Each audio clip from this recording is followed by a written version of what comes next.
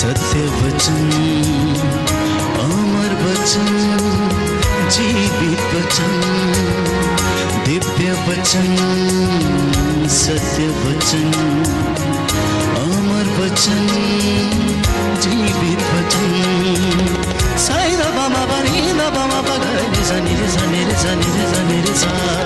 दिव्य वचन, सत्य वचन, अमर वचन, जीवित वचन, दिव्य वचन, दिव्य वचन।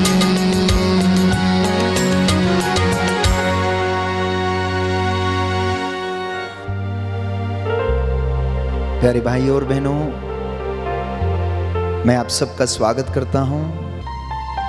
प्रभु अपने वचन के द्वारा आपको शुद्ध करे, अपने प्रेम से आपको ओतप्रोत करे।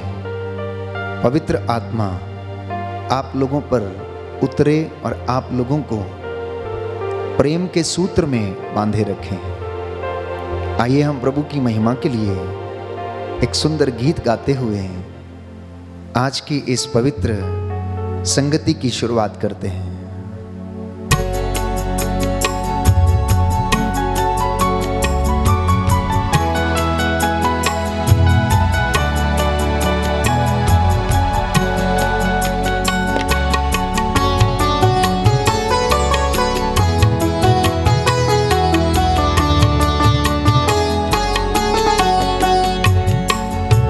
मैं और मेरा घराना यीशु मसीह के साथ चलेगा। मैं और मेरा घराना यीशु मसीह के साथ चलेगा। यीशु मसीह से प्यार करेंगे, यीशु मसीह से बातें करेंगे, यीशु मसीह से प्यार करेंगे, यीशु मसीह से बातें करेंगे। मैं और मेरा घराना।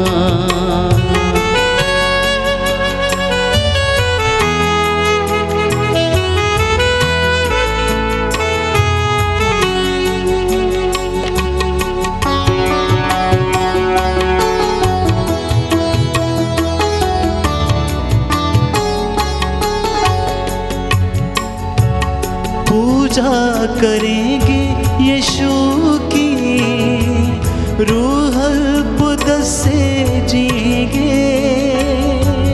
पूजा करेंगे यीशु की, रूह कुद्स से जिएंगे।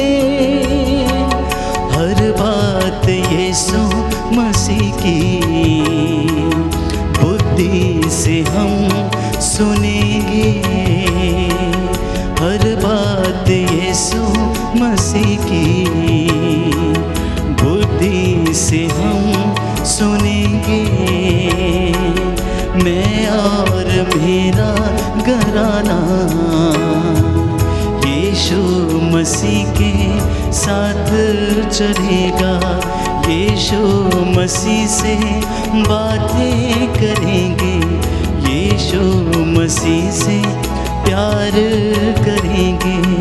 मैं और मेरा घराना, मैं और मेरा घराना, मैं और मेरा घराना।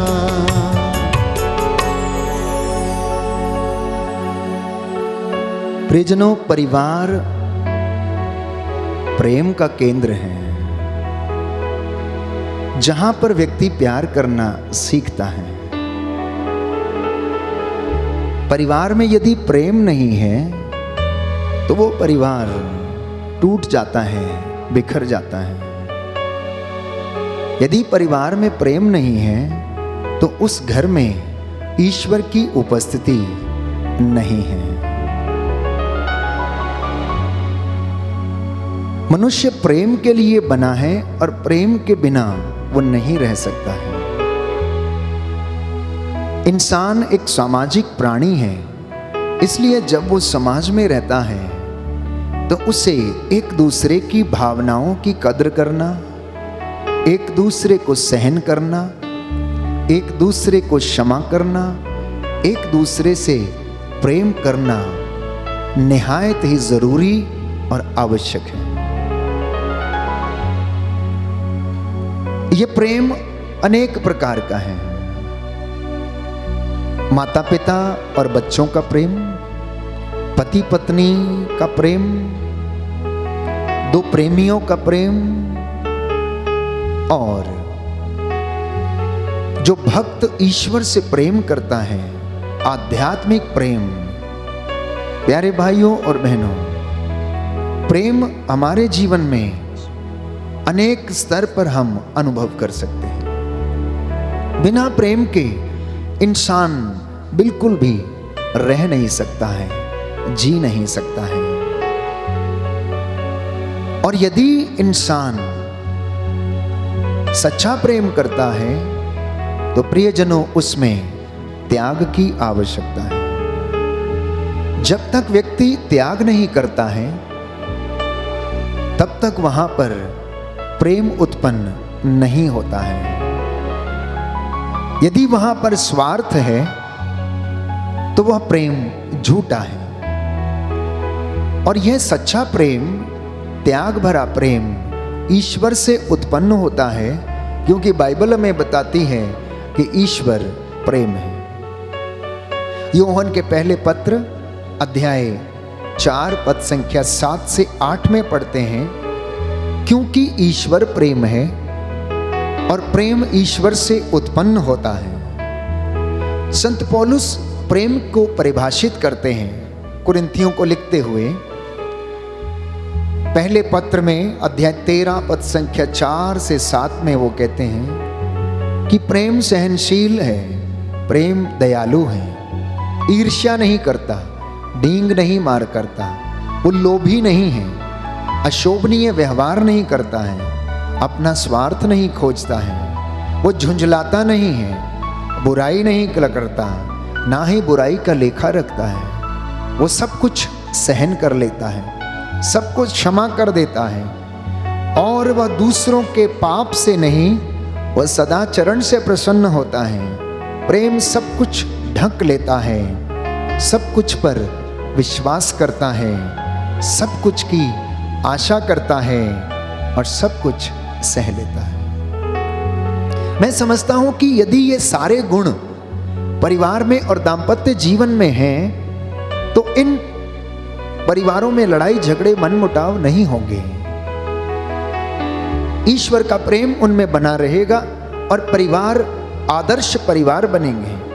वहां से पुरोहिताई जीवन के लिए बुलाहटें उत्पन्न होंगी। देश के अच्छे नागरिक बनने के लिए लोग इन परिवारों से निकलेंगे, क्योंकि प्यारे भाइयों और बहनों, परिवार समाज का आईना है, परिवार कलीसिया का आईना है। आपके परिवार को देखकर यह अंदाजा लगाया जा सकता है कि आपकी कलीसिया कैसी है, आपका समाज कैसा है, आपकी कॉलोनी में कैसे लोग व्यतीत करते हैं। ये आपके परिवार को देखकर अंदाजा लगाया जा सकता है। इसलिए किसी ने सच ही कहा है कि समाज का आईना, प्यारे भाइयों और बहनों, परिवार है। तो दाम्पत्य जीवन में प्रेम सामर्थ्य एवं प्रेरणा का स्रोत है। यदि पति पत्नी के भीतर उनके दाम्पत्य जीवन में प्रेम नहीं है तो सब कुछ व्यर्थ है। तो बिना प्रेम के परिवार नहीं बन सकते हैं। तो परिवार का जो ताना बाना जो बुना हुआ रहता है वो प्रेम की धुरी पर बुना हुआ रहता है। मान लीजिए कि यदि दंपति आपस में प्रेम नहीं करते तो अपने बच्चों को वो क्या शिक्षा देंगे। यदि दंपति अपने जीवन में एक दूसरे के साथ लड़ते झगड़ते रहते हैं, स्वार्थ भरी जिंदगी व्यतीत करते हैं, जिसमें पारदर्शिता नहीं है, ट्रांसपेरेंसी नहीं है, आदर नहीं है, सम्मान नहीं है, एक दूसरे के अधीन रहना उन्हें अच्छा नहीं लगता है, तो वो परिवार बिखर जाएगा। तो प्यार अगर उत्पन्न होना है तो परिवार में एक दूसरे को स्वार्थ त्याग कर आत्म त्याग करने की आवश्यकता है। माता पिता को बच्चों को समय देने की आवश्यकता है तो बच्चों को अपने माता पिता का आदर करने की आवश्यकता है। मैं आप सबसे बातें कर रहा हूं, आपके परिवारों से बातें कर रहा हूं। हालांकि आप विद्वान हैं, पढ़े लिखे हैं, अपने परिवार में रोज आप कुछ ऐसी बातों को अनुभव करते हैं जिनसे आपको खुशी मिलती है और कभी कुछ ऐसी बातें हो जाती हैं जिनसे आपको दुख मिलता है। ईर्ष्या, द्वेष, नाराजगी, नशा, ड्रग्स, किसी तीसरे व्यक्ति की दखल अंदाजी परिवार में आपको कष्ट पहुंचाती हैं, आपको दुख पहुंचा सकती हैं। तो आज के परिवेश में यदि हम झांक कर देखें, आधुनिक जीवन में यदि हम परिवारों की दशा को देखें तो कई परिवारों में यह प्रेम है, लेकिन अधिकांशतः इन परिवारों से प्रेम गायब हो चुका है। प्रेम की परिभाषा ही बदल चुकी है और यह प्रेम शारीरिक आकर्षण तक सीमित रह गया है। यह प्रेम शरीर की वासनाओं की तृप्ति तक सीमित रह गया है। इसलिए जब कोई लव मैरिज करता है तो शुरू शुरू में क्या होता है, युवक और युवती जवान हैं, एक दूसरे की सुंदरता के प्रति आकर्षित होने लगते हैं और वास्तव में वो एक दूसरे की सुंदरता की ओर आकर्षित होकर दाम्पत्य जीवन के प्रणय सूत्र में बंध जाते हैं। लेकिन कुछ समय के बाद, क्योंकि शरीर तो ढलने लगता है, पहले वो पतला था लेकिन अब वो मोटा हो गया है, हो सकता थायराइड की वजह से शरीर में मोटापा आ गया है, तो अब वो शरीर अच्छा नहीं लगता है। क्योंकि प्रेम की शुरुआत शरीर के आकर्षण से हुई थी, इसलिए वहां पर सच्चा प्रेम नहीं है। तो जैसा मैंने कहा, आज के इस आधुनिक युग में प्रेम की परिभाषा बदल चुकी है। यह शरीर के आकर्षण तक सीमित है, शरीर की वासनाओं की तृप्ति तक सीमित है। तो हमें परिवारों में दो चीजों पर ध्यान देने की आवश्यकता है। सबसे पहला, वासना, और दूसरा लैंगिकता अर्थात लस्ट एवं सेक्सुअलिटी। अगर व्यक्ति पारिवारिक जीवन में वासना की ओर अधिक आकर्षित है तो संभवतः उसके परिवार में प्रेम का रिश्ता नहीं बन सकता। यदि वो लैंगिकता पर ज्यादा ध्यान देता है, for example, heterosexual relationship is sacred and God willed it is inside the sacred bond of marriage। अर्थात हेटेरोसेक्सुअल रिलेशनशिप, पति और पत्नी का प्रेम पवित्र होता है, लेकिन यदि वो विवाहिक रिश्ते से बाहर है तो वह पवित्र नहीं है। क्योंकि यह प्रेम का रिश्ता परमेश्वर की इच्छा के अनुसार बना। जब ईश्वर ने आदम को देखा कि वो अकेला था, अकेला रहना उसके लिए अच्छा नहीं था, तो उसके लिए एक साथी प्रभु ने बना दिया जिसका नाम आदम ने नारी रखा। और उसने कहा कि यह तो मेरी हड्डियों की हड्डी है और मेरे मांस का मांस, क्योंकि यह नर से निकली है तो इसका नाम नारी होना चाहिए। तो यदि वैवाहिक जीवन से बाहर यह रिश्ता बनता है तो ये पवित्र नहीं है, अपवित्र समझा जाता है। जब तक प्रेम वैवाहिक रिश्ते के सूत्र में, प्रणय सूत्र में बंधा है, तब तक ये पवित्र है, अन्यथा नहीं। तो विवाह पति पत्नी दोनों के लिए, प्यारे भाइयों और बहनों, जरूरी है और दोनों का विवाह के प्रणय सूत्र में रहना आवश्यक है। वैवाहिक जीवन में पति पत्नी एक दूसरे को प्यार करते हैं और शारीरिक संबंधों के द्वारा उस प्रेम को व्यक्त करते हैं, ना कि वासना के द्वारा और ना ही शरीर के आकर्षण के द्वारा, जिसका प्रथम उद्देश्य है संतान की उत्पत्ति। वैवाहिक जीवन का सबसे प्रथम उद्देश्य है संतान की उत्पत्ति, जिसके द्वारा ईश्वर की सृष्टि का कार्य आगे बढ़ता रहे। और यह प्यार निस्वार्थपूर्ण होना चाहिए। इस प्यार में पारदर्शिता का होना अति आवश्यक है, क्योंकि यदि इस जीवन में पारदर्शिता नहीं है, ट्रांसपेरेंसी नहीं है, तो यह रिश्ता सच्चा नहीं है। जैसा मैं कई बार उदाहरण देता हूं कि अगर पति पत्नी दोनों एक दूसरे से सच्चा प्रेम करते हैं, तो फिर एक दूसरे से चीजों को छिपाते क्यों हैं? एक दूसरे से उन बातों को छिपाकर क्यों रखते हैं जिनके द्वारा उनके परिवार में दरार पैदा हो सकती है, चाहे वो उनका रिश्ता हो। और मैं कई बार बात करता हूं मोबाइल की, कि पति पत्नी अपने मोबाइल्स में हर एप्लीकेशन में लॉक लगा कर रखते हैं। अधिकांशतः लोग ऐसा करते हैं। कई पति पत्नी ऐसा नहीं करते, लेकिन अधिकांशतः वो एक दूसरे को अपने मोबाइल को छूने नहीं देते हैं। ये मैंने बहुत लोगों के जीवन में देखा है। एक दूसरे से कहते हैं कि मेरा मोबाइल मत छूना, आप अपना मोबाइल छू लीजिए। तो मैं ये कहता हूं कि अगर आपका प्रेम सच्चा है, अगर आपने सचमुच निस्वार्थ प्रेम किया है, तो यहां पर पारदर्शिता का होना आवश्यक है, जरूरी है। यह जरूरी है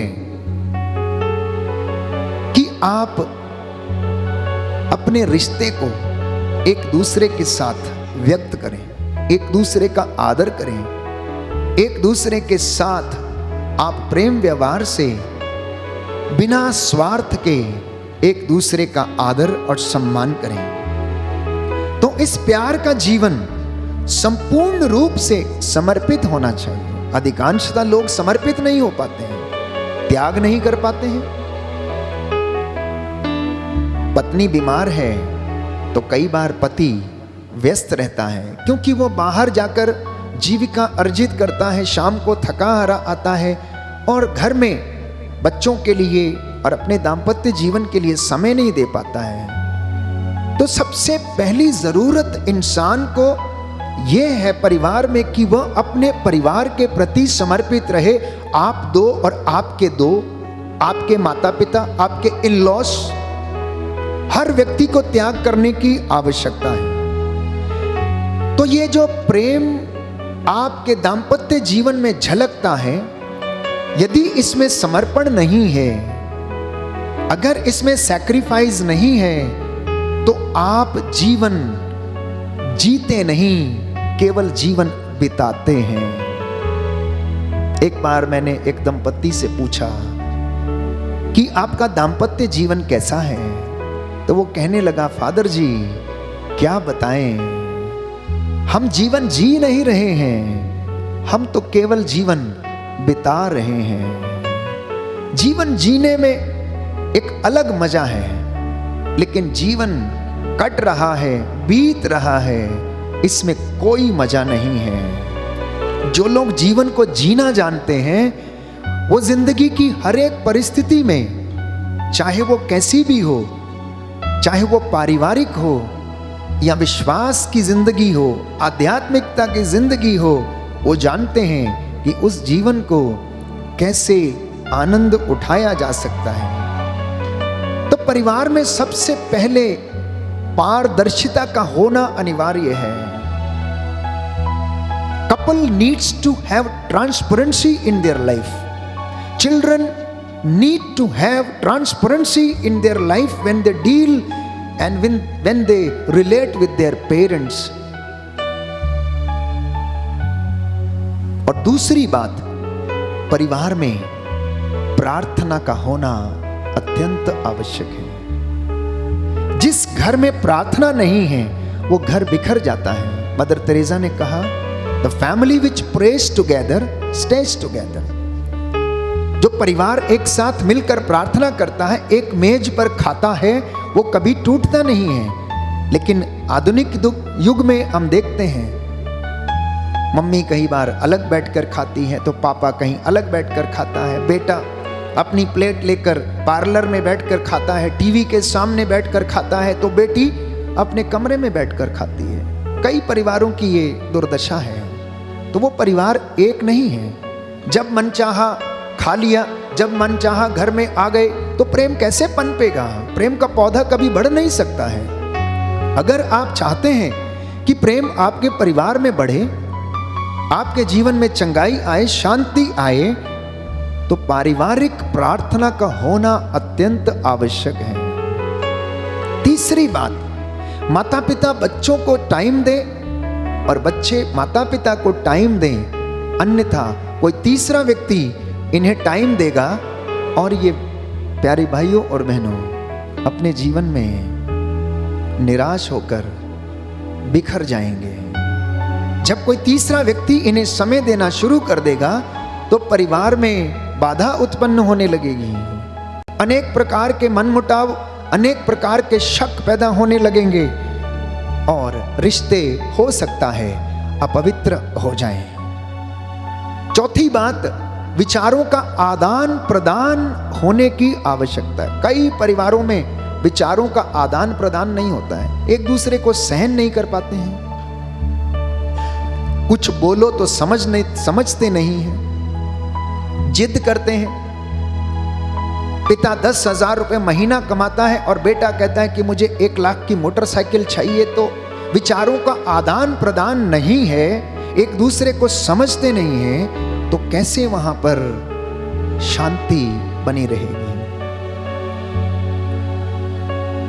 पांचवी बात, माता पिता को रोल मॉडल बनने की आवश्यकता है। अगर माता पिता अपने बच्चों के लिए रोल मॉडल बनेंगे, अच्छा जीवन व्यतीत करेंगे, तो आपके बच्चे अन्य लोगों को रोल मॉडल नहीं बनाएंगे।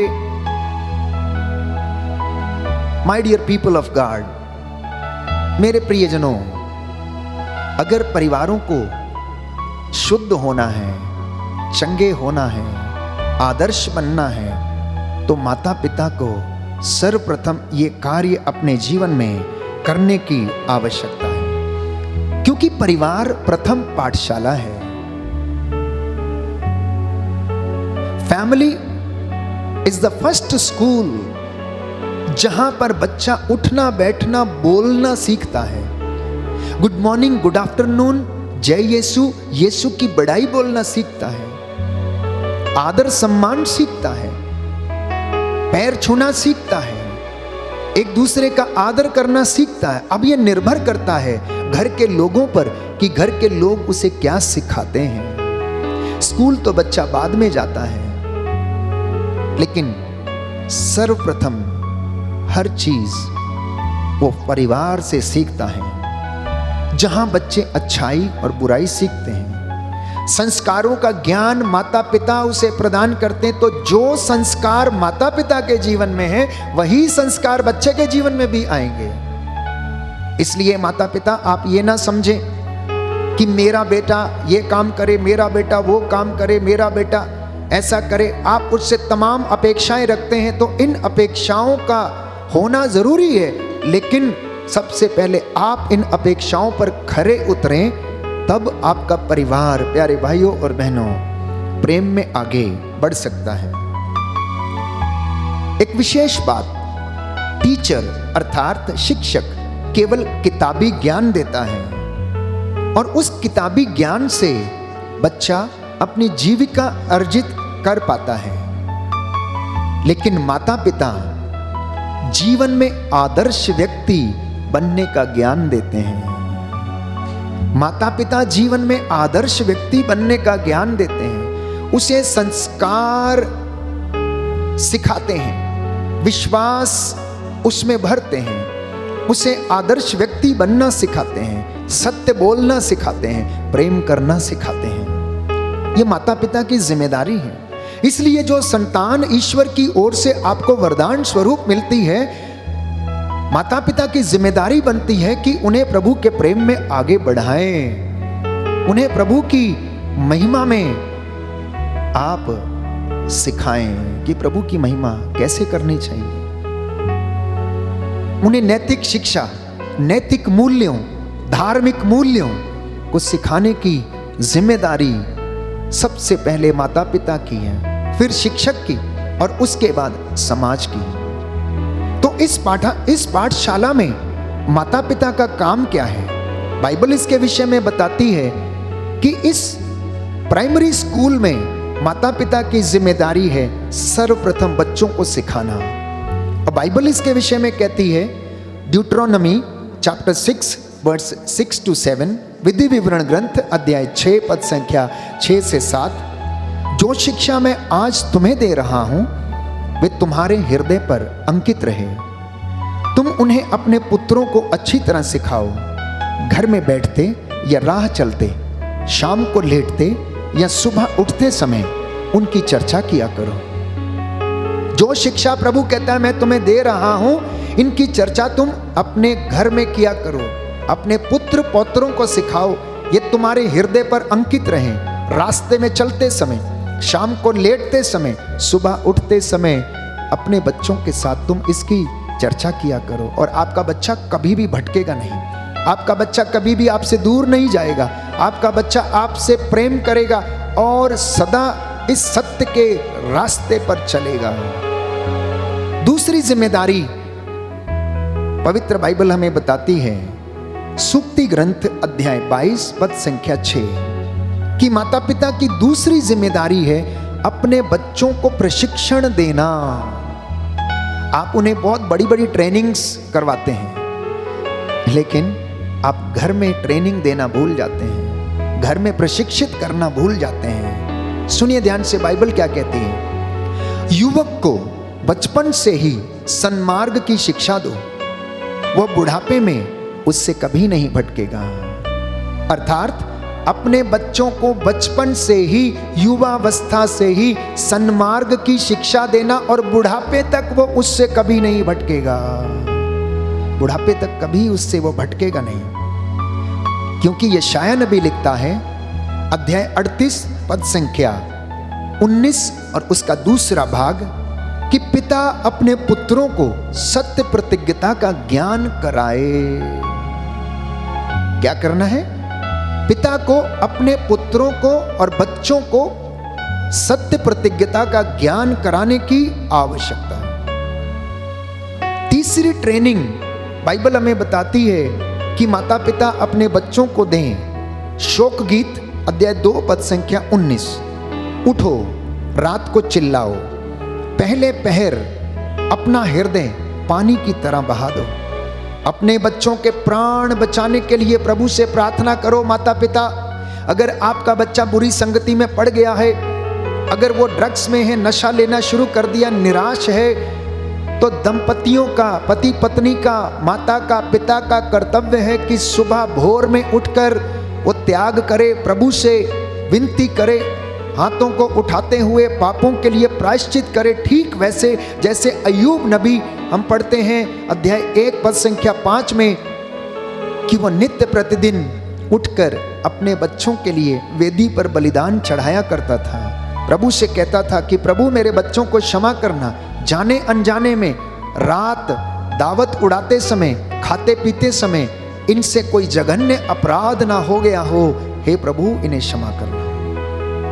ये माता पिता का कर्तव्य है। और मैं समझता हूं कि यदि आप ऐसा करेंगे, बाइबल की शिक्षा के अनुसार चलने का प्रयास करेंगे, तो अवश्य आपके परिवार में प्रेम बना रहेगा, वो प्रणय सूत्र में बना रहेगा। यूं तो तमाम बातें मैं आपसे बता सकता हूं, लेकिन इन चंद क्षणों में बाइबल हमसे क्या चाहती है, एक परिवार में प्रेम की भूमिका क्या है, प्रेम क्या करता है, प्यारे भाइयों और बहनों, इसे समझने की आवश्यकता है। तीसरी बात, बच्चों के लिए माता पिता चीजों को उपलब्ध कराएं। जैसा कि वचन में हम पढ़ते हैं, कुरिन्थियों का दूसरा पत्र अध्याय 12 पद संख्या 14, कि माता पिता बच्चों को खिजाया ना करें, बल्कि उन्हें हर चीज मुहैया कराएं जो उनके जीवन के लिए आवश्यक है। यह माता पिता की जिम्मेदारी है। यदि आप नहीं देंगे तो बच्चा क्या करेगा? या तो चोरी करेगा या अपने मित्र से उधार लेगा और बदले में वो किसी न किसी बुरी संगति में फंस जाएगा और अपना जीवन और अपने शरीर की पवित्रता शायद वो खो बैठे। चौथी बात, माता पिता को अगर अपने परिवार को प्रेम में बनाए रखना है, nurture your children with love, with patience, ईमानदारी, वफादारी, सौम्यता और प्रज्ञा के साथ अपने बच्चों की देखभाल करें। अर्थात अपने बच्चों की, अपने परिवार की देखभाल आपको ईमानदारी, वफादारी, सौम्यता और प्रज्ञा के साथ करने की आवश्यकता है। पांचवी बात, बच्चों पर नियंत्रण रखने की आवश्यकता है। अगर आप नियंत्रण नहीं रखेंगे तो प्रियजनों, आप अपने बच्चों को खो देंगे। वो आपकी अधीनता स्वीकार नहीं करेगा। इसलिए बचपन से ही उसे छड़ी लगाएं, क्योंकि जो व्यक्ति अपने बच्चों को छड़ी नहीं लगाता वो उसके लिए, प्यारे भाइयों और बहनों, पाप का कारण बन जाता है। तो पहला तिमोथी अध्याय 3 पद संख्या 4 में प्रभु का वचन कहता है कि माता पिता अपने बच्चों पर नियंत्रण रखें। छठवीं बात, बच्चों को प्यार करें। क्या करें? बच्चों को प्यार करें। प्यार करना जरूरी है, लेकिन डांटना भी जरूरी है। जब आप उन्हें प्यार करेंगे और डांटेंगे भी तो आप उनसे प्रेम करते हैं, आप उनके दुश्मन नहीं हैं। हर माँ बाप चाहता है कि उसका बच्चा अच्छे कार्य करे, अच्छे नंबरों से पास होए, उनका नाम रोशन करे। तो इसके लिए प्यारे भाइयों और बहनों, उन्हें ट्रेनिंग की आवश्यकता है। आप अपने बच्चे को मिलिट्री ट्रेनिंग के लिए भेजते हैं, पायलट की ट्रेनिंग के लिए भेजते हैं, आर्मी की ट्रेनिंग के लिए भेजते हैं। वहां पर उनको कैसे अनुशासित करने के लिए कितनी ट्रेनिंग दी जाती है जानते हैं आप? जहां पर उन्हें चोटें भी लगती हैं और वो कभी भी अपने अनुशासन से पीछे नहीं हटते हैं। जिंदगी भर एक मिलिट्री मैन, एक आर्मी मैन अपने जीवन में उस अनुशासन को भूलता नहीं। वो सुबह 4 बजे उठता है, अपनी दिनचर्या को करने के बाद पूजा पाठ करता है और दिन भर के कामों को करता है। लेकिन जिस व्यक्ति को ट्रेनिंग नहीं दिया गया हो, तो प्यारे भाइयों और बहनों, वो क्या करेगा? बच्चों को प्रशिक्षण देने की आवश्यकता है। यदि आप चाहते हैं कि आपके बच्चों से आपको प्रेम मिले, आपको सहायता मिले, तो उन्हें ट्रेनिंग की आवश्यकता है, बच्चों को सुधारने की आवश्यकता है। सूक्ति ग्रंथ अध्याय 13 पद संख्या 24, जो छड़ी नहीं लगाता वो अपने पुत्र का शत्रु है। जो माँ बाप अपने बच्चों को छड़ी नहीं लगाते वो अपने बच्चों के शत्रु हैं। जो पुत्र को प्यार करता है, बाइबल बताती है कि वो दंड देने से नहीं हिचकता। इसलिए ये दंड बचपन में देना, बड़े होने के बाद नहीं। पौधा एक बार बड़ा हो गया, अगर आप उसको सीधा करने की कोशिश करते हैं तो वो टूट जाता है। बचपन से ही बच्चे को सन्मार्ग की शिक्षा देना। सूक्ति ग्रंथ अध्याय 19 पद संख्या 18, अपने पुत्र को दंड दो, इसमें उसका कल्याण है और उसकी मृत्यु के कारण तुम लोग मत बनो प्रिय माता पिता, और आपको कभी दुख नहीं मिलेगा। अनेक दंपतियों की शिकायत है, फादर मेरा बेटा बात नहीं करता, फादर मेरी बेटी बात नहीं करती, फादर इसे समझाइए। दोस्तों के साथ बुरी संगति में है, क्योंकि बचपन से आपने उसे कभी समझाया नहीं। बचपन में ही उसे आपने बिना लगाम के घोड़े की तरह छोड़ दिया।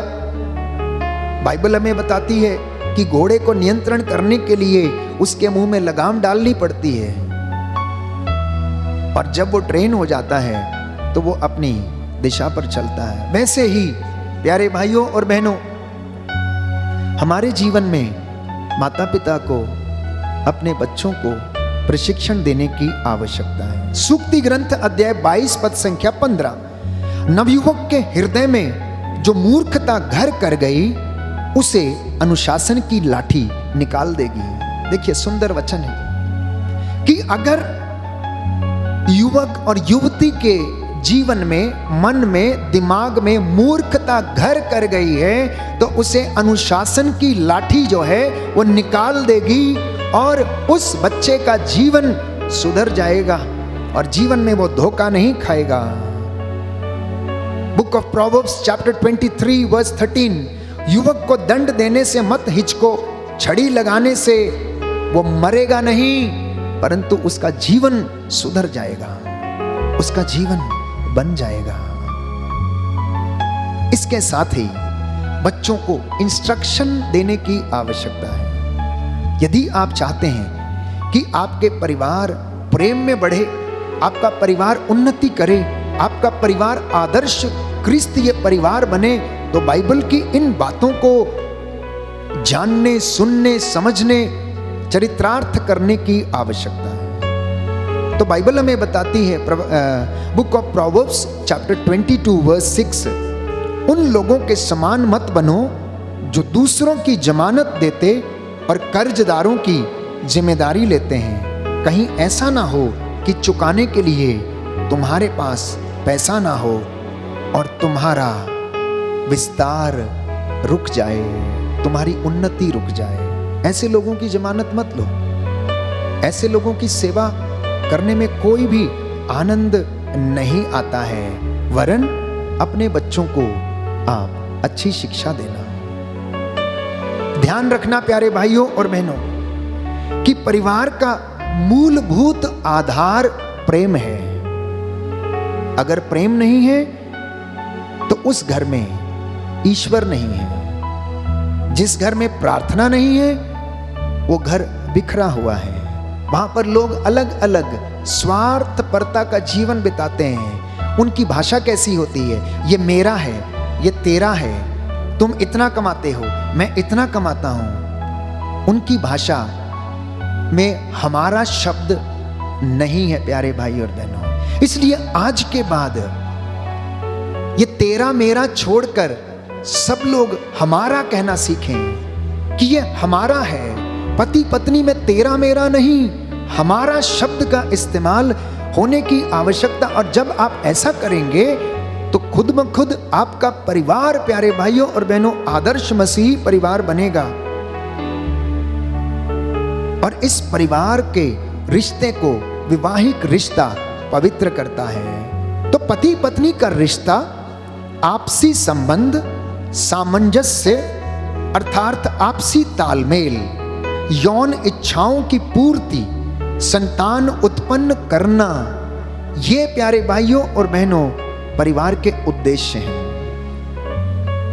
ईश्वर ने वैवाहिक रिश्ता इसीलिए बनाया ताकि इंसान व्यभिचार से दूर रहे।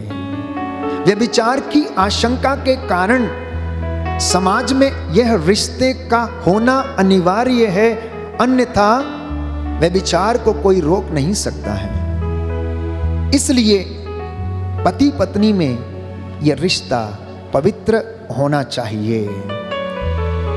तो संत पौलुस कुरिन्थियों के पहले पत्र अध्याय 7 में हमें बताता है कि व्यभिचार की आशंका के कारण हर पुरुष अपनी पत्नी के प्रति अपने कर्तव्यों का पालन करे और स्त्री अपने पति के प्रति। तो विवाह संस्कार स्वयं ईश्वर के द्वारा बनाया गया है, यह मनुष्य के द्वारा नहीं बनाया गया। प्रथम विवाह उत्पत्ति ग्रंथ में हम पढ़ते हैं कि परमेश्वर ने आदम और हवा के बीच में करवाया। सृष्टि का कार्य जिसके द्वारा आगे बढ़ता रहे, इसलिए प्रभु ने उनसे कहा फलो फूलो और पृथ्वी पर फैल जाओ और उसे अपने अधीन कर लो। उत्पत्ति ग्रंथ अध्याय 1 पद संख्या 28। इस तरह मनुष्य अपने माता पिता को छोड़ता है और अपनी पत्नी के साथ एक हो जाता और अब वो दो नहीं परंतु एक शरीर एक आत्मा हो जाते हैं और उस प्रेम की अभिव्यक्ति को व्यक्त करते हैं। स्त्री एवं पुरुष दोनों एक समान हैं परंतु दोनों में अंतर है। मनुष्य यदि प्रदाता है तो स्त्री सहायक है। मनुष्य रक्षा करने वाला है तो स्त्री शिक्षा देने वाली, लालन पालन करने वाली, तालीम देने वाली है, पोषण करने वाली है, परवरिश करने वाली है। इंसान पुरुष अगर दिमाग से संचालित है तो स्त्री हृदय से संचालित है। पुरुष यदि असंवेदनशील है तो स्त्री बहुत ही ज्यादा संवेदनशील है अर्थात इमोशनल है। If man is not emotional, the woman is very much emotional. वो अपने हृदय से काम लेती है। पुरुष कई बार दिमाग से काम लेता है तो स्त्री हृदय से काम लेती है। लेकिन दोनों एक दूसरे के पूरक हैं। Both are complementary to each other. एक दूसरे के बिना दोनों अधूरे हैं और गाड़ी के दो पहियों के जैसे हैं जिसमें एक में अगर हवा कम है तो गाड़ी का बैलेंस खराब होने लगता। ठीक वैसे ही प्रियजनों, अगर पति पत्नी में थोड़ा बहुत भी कमी है, घटी है, तो उन दोनों में पारिवारिक रिश्ते में बैलेंस नहीं बनता है। मैं अनेक बार लोगों से कहता हूं, विशेष तौर पर दंपतियों से, कि वैवाहिक जीवन की असली शुरुआत 50 वर्ष की उम्र के बाद होती है। उसके पहले तो यूं ही हंस खेल के लोग जीवन बिता देते हैं। बच्चों का पालन पोषण करना, उनको अच्छी नौकरियों दिलाना, अच्छे पदों पर उन्हें पदस्थ करना, और जब बच्चे अपनी अपनी नौकरी मिल जाती है, शादी हो जाती है, घर छोड़कर चले जाते हैं, जब पति पत्नी अकेले रह जाते हैं तब उन्हें पता लगता है कि उनके वैवाहिक जीवन का मोल क्या है। एक दूसरे की संगति के लिए तरसते हैं, अकेलापन महसूस करते हैं, तब उन्हें पता लगता है कि वास्तव में दाम्पत्य जीवन का अर्थ क्या है। आप अपने आप से पूछ के देखिए, जिनकी उम्र लगभग 60 वर्ष हो गई है, कि आप कितनी बार अपने आप को अधूरा महसूस करते हैं जब आपके बच्चे, आपकी बेटी, आपका बेटा, आपके नाती पोते आपसे दूर रहते हैं, घर में आप दोनों रहते हैं, तो आपको कैसा महसूस होता है।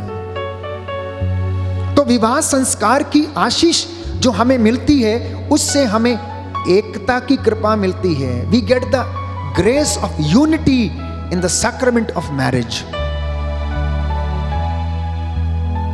उसी के साथ जिम्मेदारी की कृपा मिलती है, इसी के साथ चंगाई की कृपा मिलती है, और इसी के साथ फलने फूलने और धरती पर फैलने की कृपा मिलती है। इसलिए आप लोग सावधान रहना, क्योंकि शैतान इस रिश्ते को भंग कर सकता है और वो दहाड़ते हुए शेर के समान विचरता फिरता है, कब किसको फाड़ खाए, मार डाले और आपके रिश्ते को खराब कर दे। आपकी छोटी सी दाखबारी, आपका परिवार, इसे बचाकर रखना, जागते रहना, ताकि कोई व्यक्ति इसमें आकर जंगली बीज बोकर ना चला जाए, जिससे कि आपके घर में रिश्ते अपवित्र हो जाएं। शैतान इन रिश्तों को किस तरह से भंग करता है? सबसे पहले व्यभिचार के कारण वो इस पवित्र रिश्ते को क्या करता है? भंग करता है। अगर कोई भी व्यक्ति गलत रिश्तों में पड़ जाता है तो ना केवल अपने शरीर परंतु अपनी आत्मा को, अपने परिवार को और अपने रिश्ते को वो अपवित्र कर लेता है। इसलिए व्यभिचार से बच के रहना। दूसरा, बुरे यौन विचार से आप अपने परिवार को बचाकर रखना। तीसरा, बहुविवाह अर्थात बहुत सारे मैरिजेस, एक से शादी किया छोड़ दिया, तलाक हो गया कोई फर्क नहीं पड़ता, छोड़ दिया। बहुविवाह के कारण भी परिवार नष्ट हो जाते हैं, खानदान नष्ट हो जाते हैं। कौटुंबिक व्यभिचार के कारण परिवार नष्ट हो सकता है। कौटुंबिक अर्थात अपने ही परिवार के लोगों के साथ व्यभिचार अगर हो जाता है तो उससे रिश्ता टूट सकता है, परिवार बिखर सकता है। इसी के साथ गे रिलेशनशिप, समलैंगिकता, अगर कोई इन रिश्तों में जीवन व्यतीत करता है तो उसमें प्रेम बिल्कुल नहीं हो सकता है। लालच और प्रलोभन ये आपके पारिवारिक जीवन को नष्ट कर सकते हैं। यदि पत्नी के मन में लालच है या पति के मन में लालच है, किसी भी प्रकार का हो, चाहे वो दहेज का हो, चाहे वो किसी भौतिक चीज का हो, प्यारे भाइयों और बहनों, लालच और प्रलोभन आपके रिश्तों को नष्ट कर सकता है। कुछ चीजें जो पति पत्नी का ध्यान भंग कर सकती हैं और परिवार टूट सकता है, बाइबल हमें बताती है। धन का मोह एवं आंखों की वासना। पाप इंसान की आंखों से शुरू होता है, नजर से शुरू होता है। स्त्री का मोह एवं शरीर की वासना, प्रसिद्धि का मोह एवं जीवन और शरीर का घमंड। अक्सर लोग क्या करते हैं, प्रसिद्धि पाने के लिए अपने परिवार की परवाह नहीं करते हैं, घर से बाहर ही रहते हैं, पत्नी को टाइम नहीं देते, बच्चों को भी टाइम नहीं देते हैं और रिश्ता टूटने लगता है। अगर आप अपनी पत्नी को टाइम नहीं देंगे तो कोई और व्यक्ति उसे टाइम देगा। अगर आप अपने बच्चों को टाइम नहीं देंगे तो कोई और व्यक्ति उन्हें टाइम देगा और वो रिश्ता अपवित्र हो सकता है, परिवार टूट सकते हैं, परिवार बिखर सकते हैं। इसलिए सावधान रहने की आवश्यकता है। आप चाहते हैं ना कि आपका परिवार पवित्र बने, आप चाहते हैं कि आपके परिवार आदर्श परिवार बने, आप चाहते हैं कि आपके परिवारों में एकता बनी रहे। क्या आप चाहते हैं कि आपके परिवार में यीशु मसीह आपके परिवार का आधार बने? तो आप मुझसे पूछ सकते हैं कि father, how can we sanctify our families? Father, हम अपने परिवारों का पवित्रीकरण कैसे करें? हमारे परिवार में प्रेम कैसे आएगा? तो सर्वप्रथम अपने घर में एक पवित्र वेदी बनाएं और वहां पर सबसे पहले प्रभु के वचन को क्या करें? प्रतिष्ठित करें। प्रभु के वचन का आदर करें, क्योंकि जिस घर में वचन है उस घर में शिक्षा है, जिस घर में वचन नहीं है उस घर में शिक्षा नहीं है, और जिस घर में प्रार्थना है वो एक साथ रह सकता है। आध्यात्मिक मूल्यों को प्राथमिकता देना। You need to value the spiritual values, my dear brothers and sisters. आपको अपने परिवार में आध्यात्मिक मूल्यों को प्राथमिकता देने की आवश्यकता है और इसके साथ साथ बच्चों को नैतिक मूल्यों का ज्ञान कराने की आवश्यकता है। विश्वास और प्रार्थना जैसे गुणों को विकसित करने की आवश्यकता है। संस्कारों को नियमित रूप से ग्रहण करना, कलीसिया के साथ संगति में रहना, अपने पुरोहित से लगातार मशवरा करना, सलाह लेना, काउंसलिंग लेना अपने परिवार के लिए। क्योंकि आपको सांसारिक जीवन में तो लोग बहुत हैं सलाह देने वाले, लेकिन आध्यात्मिक जीवन में सलाह देने वाला केवल एक ही व्यक्ति है और वो है आपका पास्टर, आपका पुरोहित, पल्ली पुरोहित, रेवड़ का अगुआ। केवल वो आपको आध्यात्मिक सलाह दे सकता है। तो प्रभु यीशु मसीह को अपने परिवार का मुखिया बनाना, उसे अपने परिवार पर अधिकार लेने देना। जब वो आपके परिवार पर अधिकार लेगा तो आपके जीवन में कभी भी कष्ट नहीं आएगा। एक और विशेष बात, be satisfied what you have in your family. आपके परिवार में जो कुछ है उससे आप संतुष्ट रहें। आपका पति या पत्नी मोटा हो, काला हो, पतला हो, दुबला हो, अगर आपने उसे विवाह संस्कार के समय करार किया है तो वो करार जीवन भर के लिए बरकरार रहना चाहिए, क्योंकि ये तो शरीर है, ये मोटा पतला तगड़ा होता रहता है, चोटें लगती रहती हैं, ये तो बदलता रहेगा, ये ढलता रहेगा। आज ये सुंदर है तो कल इसमें झुर्रियां आने लगेंगी, तो इसका मतलब ये नहीं कि आपका प्यार कम हो जाए। No my dear brothers and sisters, जो करार आपने कर लिया, जो वादा आपने कर लिया, अंतिम सांसों तक वो करार बना रहना चाहिए। मैं आपको वादा करता हूं आपके परिवार में प्रेम बना रहेगा। जैसा कि आज हम प्रेम की बात कर रहे थे, क्योंकि प्रेम परिवारों का आधार स्तंभ है, मूलभूत आधार है, परिवारों का केंद्र बिंदु है, और इसी के इर्द गिर्द परिवार का ताना बाना बुना जाता है। त्याग भरा जीवन बिताना, live a life of sacrifice. कभी कभी रीति रिवाजों के चलते पति पत्नी की सेवा नहीं कर पाता है। हर परिस्थिति में चाहता है कि केवल पत्नी ही पति की सेवा करे। पत्नी अगर बीमार है तो पति का फर्ज बनता है, अगर कोई नहीं है तो पति उसकी सेवा करे, क्योंकि दुख में सुख में हर हालत में वो उसका संगी और साथी है। ना तो पुरुष बड़ा है और ना स्त्री बड़ी है, दोनों एक दूसरे के पूरक हैं। दोनों को एक दूसरे का आदर और सम्मान करने की आवश्यकता है। दोनों, मैंने कहा, गाड़ी के पहिए के समान है। एक में अगर हवा कम होती है गाड़ी के पहिए में तो बैलेंस नहीं होता, ठीक वैसे ही घरेलू हिंसा से बचें, शारीरिक शोषण से बचें, एक दूसरे के शरीर की इज्जत करें, respect the bodies of each other. अगर कोई बीमार है तो जरूरी नहीं है कि शारीरिक संबंध बनाने की आवश्यकता है। एक दूसरे की मनोभावनाओं की, एक दूसरे के इमोशंस की आपको कदर करने की आवश्यकता है प्रियजनों। और देखिए कि आपके परिवार में सुकून रहेगा, शांति रहेगी, प्रेम रहेगा, आदर बना रहेगा, आत्म त्याग बना रहेगा, और आप स्वार्थ से नहीं निस्वार्थ भाव से एक दूसरे के लिए जिएंगे।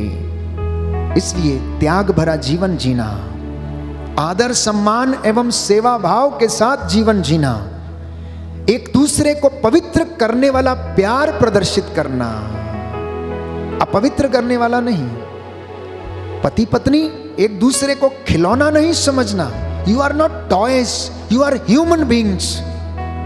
तो ह्यूमन बीइंग होने के नाते एक दूसरे की भावनाओं की हमें कदर करने की आवश्यकता है।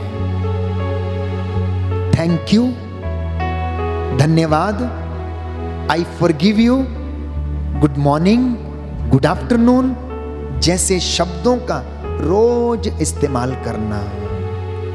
आई एम सॉरी ऐसे शब्दों का इस्तेमाल करना। और मैं आपको विश्वास दिलाता हूं, आपके परिवार को कोई तोड़ नहीं सकता, आपके रिश्ते को कोई तोड़ नहीं सकता है। हालांकि मैंने ये बातें चंद क्षणों में आपको नट शेल में बताने का प्रयास किया है, लेकिन मैं समझता हूं कि अगर किसी ने इसको बड़ी गहनता से मनन चिंतन करते हुए आत्मसात किया है तो आज से आपके परिवार में प्रेम आना शुरू हो जाएगा।